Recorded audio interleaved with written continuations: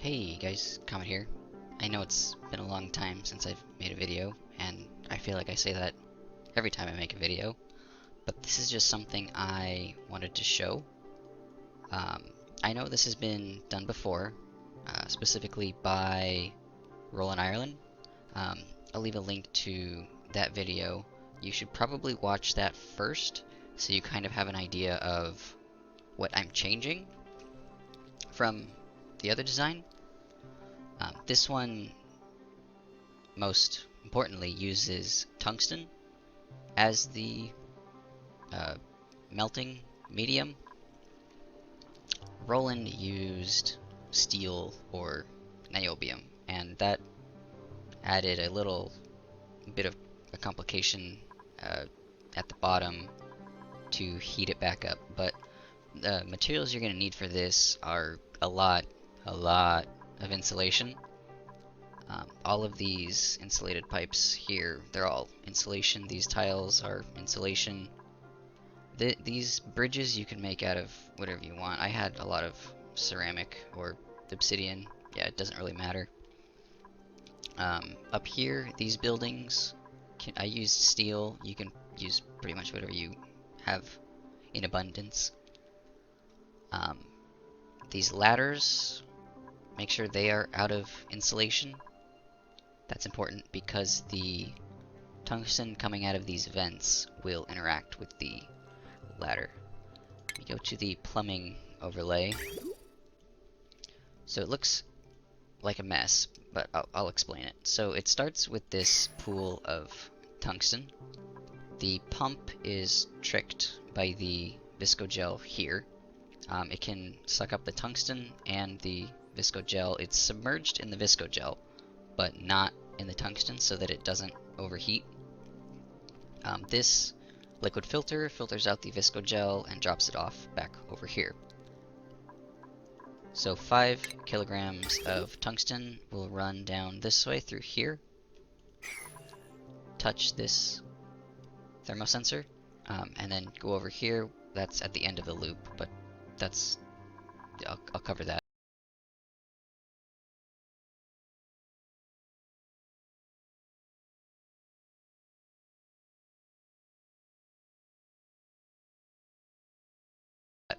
This liquid shutoff is how I extract the excess tungsten when this pool is getting too full, and then I just send it over here, cool it off.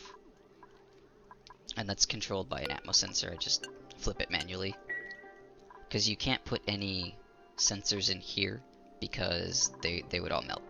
Nothing, you can't build anything that would survive this temperature, so you just have to watch it manually. But it takes a while to fill up, so you got some time. Then it touches this liquid pipe thermosensor, which controls the temperature of the incoming tungsten. It will only allow tungsten below a certain temperature to go through this shutoff and into the refinery to be heated back up. So if I'm using steel, which injects 1745 degrees worth of heat into tungsten, and so if you just take the boiling point or vaporization point of tungsten and subtract how much it would raise it by, you would come up with what you need to set this thermosensor to. So if you're using a different recipe like iron, that only injects about 1000 degrees, so you could run this thermosensor at 4929. And I'll just leave a list of all of these on screen with their corresponding temperatures to do the math for you. So it will then exit the refinery, go this way, and then any tungsten that was too hot to make it into the refinery just bypasses this shutoff and gets bridged onto this line right here. So the outgoing tungsten from the refinery has priority because it's bridged on. Then it flows over here, goes into this valve, which is limited to 5 kilograms, because that's how much tungsten this liquid pump can pump per second. It will then bridge across here, go into one of these 3 valves that are all limited to 1,000 grams. Flow down this way, and I'm out of insulation at the moment, but you would have a regular pipe here and here, and then you want an insulated pipe there. So you have insulated, not insulated, not insulated, insulated, all made of insulation. And the tungsten flowing through the pipes will heat up the non-insulated insulation and melt it into tungsten, which will then just add itself to the pool. But in the process, it will really cool down the tungsten flowing through the pipes. So when it comes out of this vent, it's going to be below its freezing point. And so that's where this vent comes in. So any tungsten that couldn't fit through these valves or through this bridge gets dumped out of this vent, and it will be at the temperature of whatever this is coming from the refinery. So it's going to stay hot. So you have hot tungsten flowing out of here, and you have cold tungsten coming out of these vents. So this hot tungsten will warm up the cooler tungsten that came out of these vents that was cooled off by warming up these pipes down here. So you just end up with a bunch of tungsten down here, which is what really simplifies the whole thing, right? With Roland Ireland's design, you had to heat up the medium twice. You had to heat it up once before it went through the pipes to melt them, and then you had to heat it up again when it rejoined. So he had this big diamond block on the bottom that he would also keep warm, and it works, but I think this is just a little bit simpler once you get to this point. Getting to this point is a little complicated, which I will now show you how to do that. Alright, so the first thing you're going to want to do is accumulate some liquid steel. Now, if you're not sure how to do that, you can use either an ice maker or a kiln and just run them until they melt at 2426. They don't have an overheat temperature, so they'll just run until they'll melt. Like some things, like an auto sweeper, it has an overheat temperature, but if you go to the ice maker, there's no overheat temperature. So they will just run until they melt. Put them on top of steel mesh tiles. That way, if these mesh tiles do melt, they will just add themselves to the pool. If you were to make them out of, say, copper, then the liquid copper would sit on top of the liquid steel, and it could run over and touch the pump, and that would just break the pump, boil your visco gel, and then you have an atmosphere that's going to break everything else in there. But once you accumulate some steel down here, you pump it out using the same visco gel trick and put it into a liquid reservoir. You're going to want to heat up that steel close to its boiling point, so you're going to have to watch its temperature. But as you get more and more steel, it'll be more averaged because you have more mass to work with. Then you're going to need a little bit of tungsten. If you were on a map that has no tungsten at all, like I was on my single player world, I guess it wouldn't be a single player world, that's what you call a Minecraft world. On my asteroid, I didn't have any tungsten on my planet. I didn't have any wolframite. I had no ice biomes, so I had to check space, and none of my planets had any tungsten or wolframite. I had no glimmering planets, so I was completely screwed on the tungsten territory. So I had to make a workaround, and that's how I found Roland Ireland's video. And he has a really good like preliminary tungsten melter where you can use it just to get barely enough tungsten to get something like I showed you earlier working. So you need, a tiny bit of tungsten to get this to work. But once you do, it's pretty simple. So you've melted a bunch of steel, you've put it into a liquid reservoir, and you've heated it up using a refinery. You're going to then run it through some radiant liquid pipes made of tungsten. Make sure that your steel is below... Actually, you don't. No, don't do that. I remember what I did now. You're gonna want to make something... Well, no, actually, yeah, you have to do it like this. Okay. So, this is where it gets a little complicated.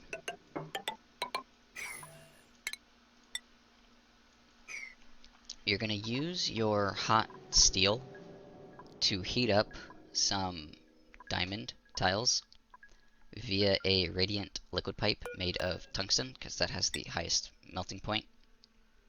So just make sure that the steel you're running through it isn't above 3421, otherwise you're going to melt your tungsten, which you don't want to do quite yet.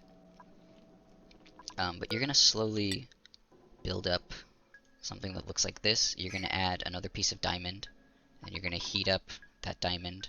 Then you're going to add another piece of diamond, you're going to heat that up, add another piece, heat it up, until you have something that looks like this. Then, okay, don't put these in. You're going to drop in some niobium into here, which will then liquefy. So if we look at niobium, it will liquefy at 2476. So you just need your steel to be at 2476. Heat up these diamonds to that temperature, and you'll have liquid niobium. Now, once you have liquid niobium, you are then going to do something similar to this, but you can't use a radiant pipe anymore because you're trying to melt tungsten, and the hottest thing that you can really build anything out of is tungsten, so you'll just end up melting everything. You're probably going to want to reuse some of this hot diamond for the next part, since you already heated it up.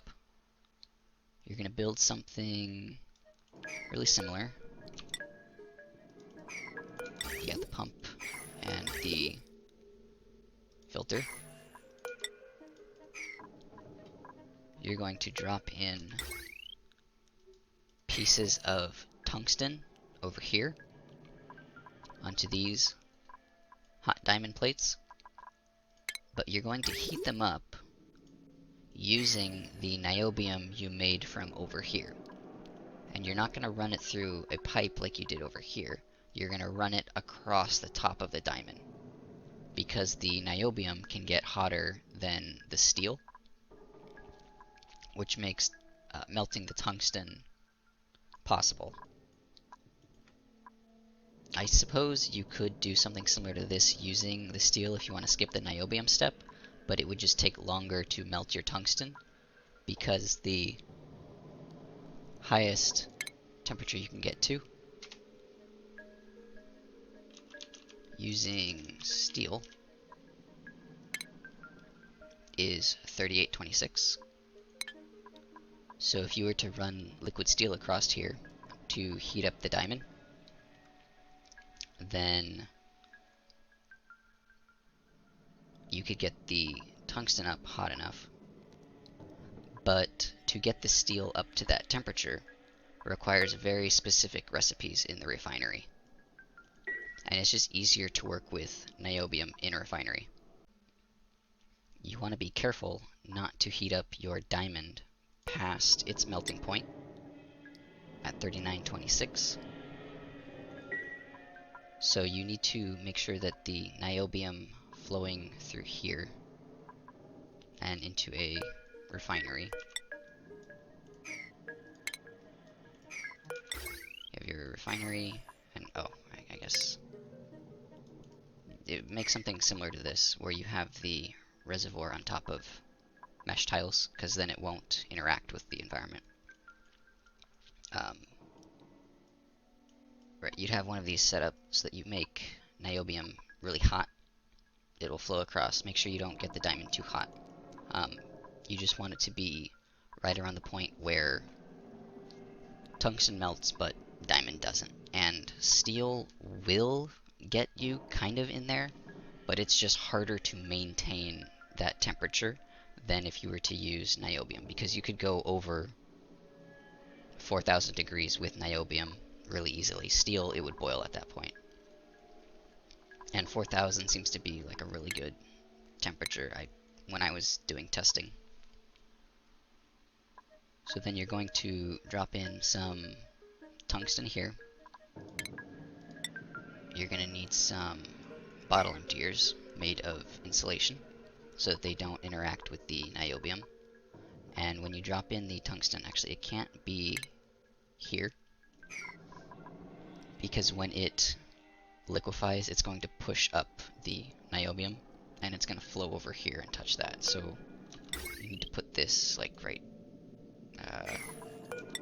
on a mesh tile right there, and then have a ladder for your dupes.